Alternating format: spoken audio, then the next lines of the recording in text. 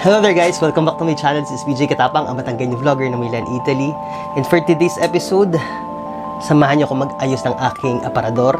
And I'm going to show you few of my shoe collection.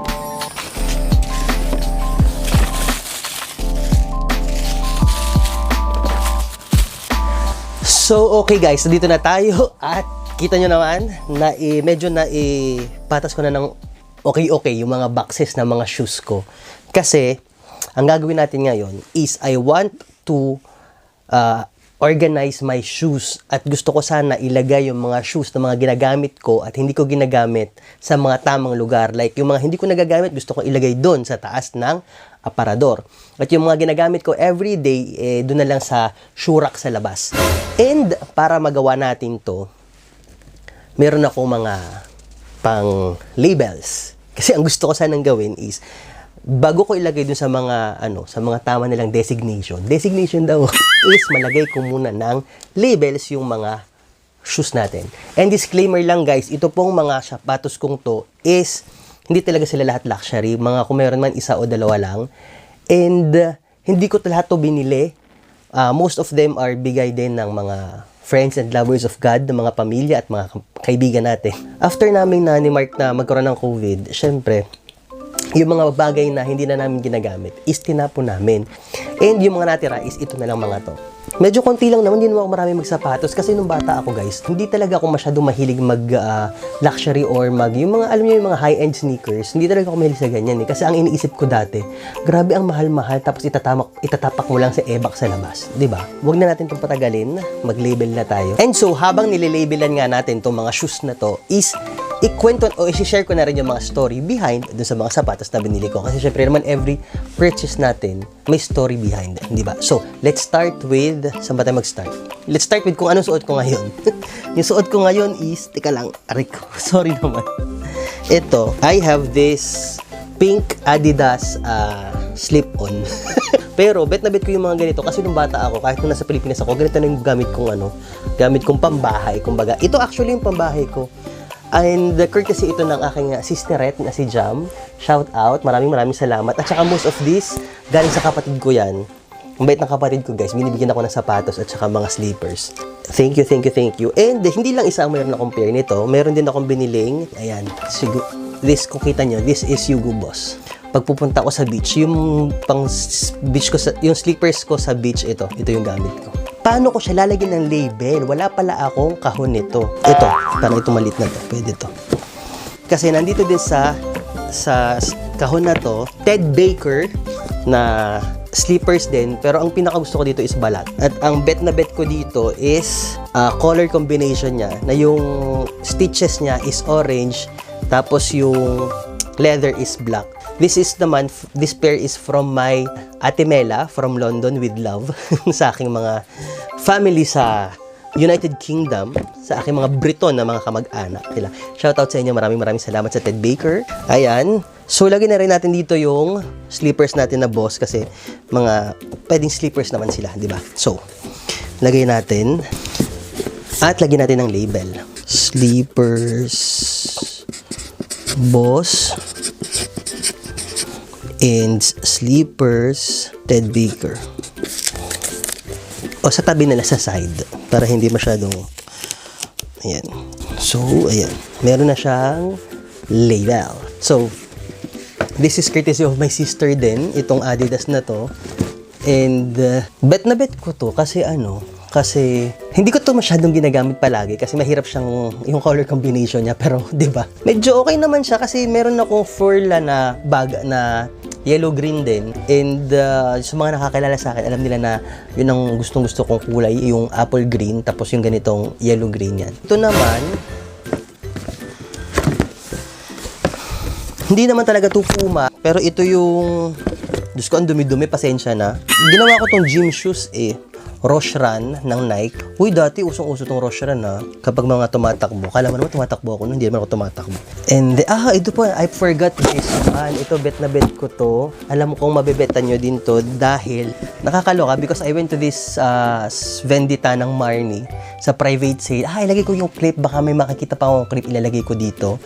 So, tuwang-tuwa ako dito guys kasi nga These are Marni wedges, di ba?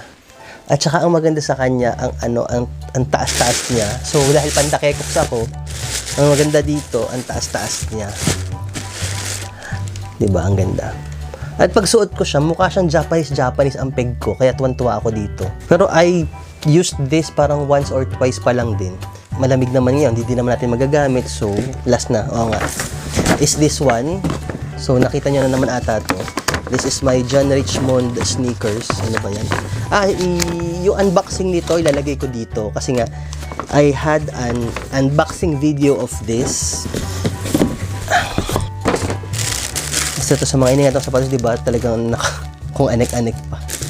These are the John Richmond chunky shoes. Kasi nga, diba? Gusto ko yung chunky shoes. And ito is, hindi ko pa talaga siya masyado palagi nagagamit, diba? Alam mo, parang gusto kong gamitin to in one of these days. Parang gawin kong content. Parang wearing John Richmond for the whole day, no? Parang maganda yun. Galing naman to sa mga friends ko. May Gucci. Hindi ko alam kung sneakers din to. Pero parang, more or less, parang sneakers din nga. Nabalat. Sa to sa mga pinaka luma kong gamit. Kasi kung vintage talaga siya, more than parang 15 years na ata to, if I'm not mistaken. And ito yung pinaka-recent. Hindi naman talaga to luxury. Ito binili ko lang sa, nakakatawa to. Ang murang-murang ng bili ko dito. Hindi ko alam kung 20 ba, magkano ang bili ko dito? Parang 20 ata itong boots na to. Kasi kailangan ko ng boots kapag nagyayelo. Para hindi ako nadudulas, di ba? Imbis na bota, gusto ko sana bota pero hindi na rin naman bota. Pwede na rin to, carry na to. And, this one. This is my another John Richmond. Ang hilig ko sa John Richmond, no? Oo nga. Hindi kasi maganda talaga. Natutuwa talaga ako sa John Richmond din. Hindi ko alam kung bakit. Pero maganda talaga siya. Yung quality ba? Yun yung yung quality.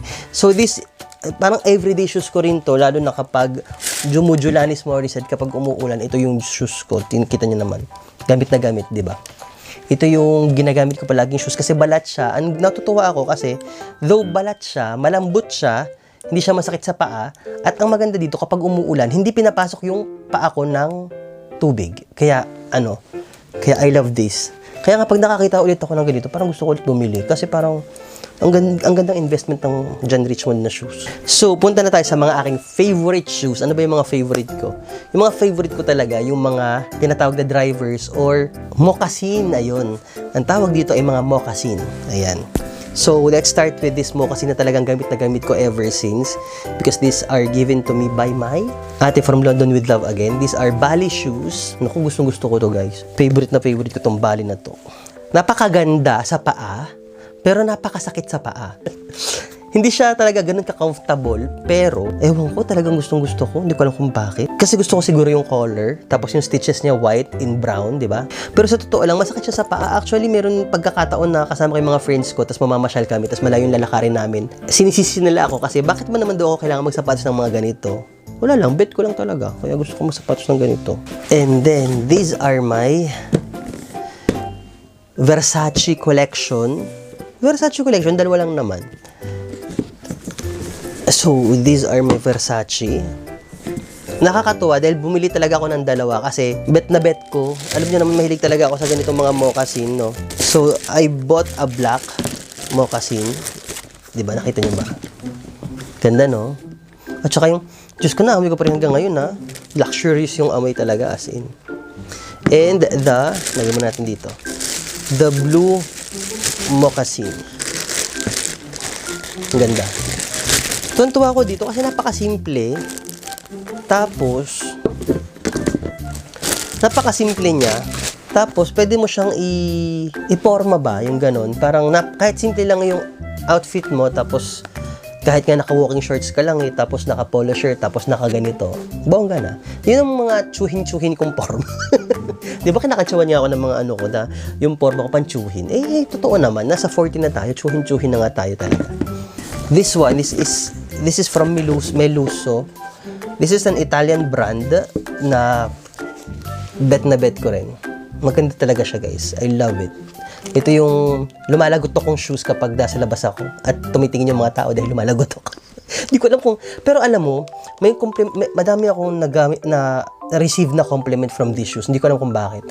Nung gamit ko itong shoes na to, parang lagi nila sinasabi sa akin, complimentary, how do you say it? Parang Ang ganda naman ng sapatos mo, parang ganun.